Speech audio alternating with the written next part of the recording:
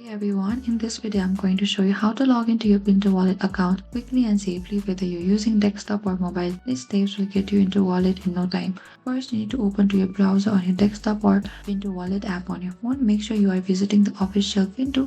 So in the search bar, type down Pintu Wallet. And over here, select this option that says Trading Crypto and Futures of the official Pintu. So here you can select this Launch Pro on desktop.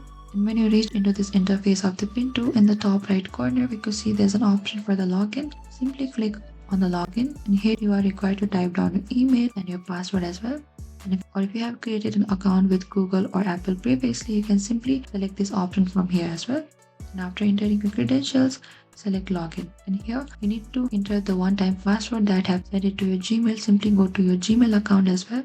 Over here on the top, you can see there's an OTP verification sent by the Pintu's verification. Simply copy this OTP and go back to the Pintu interface here. You need to paste it.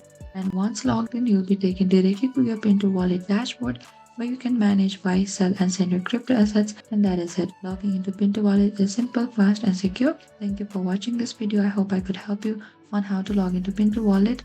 Do not forget to like, subscribe, and if you have any confusion or trouble, please comment down below and we will reach out to you very soon.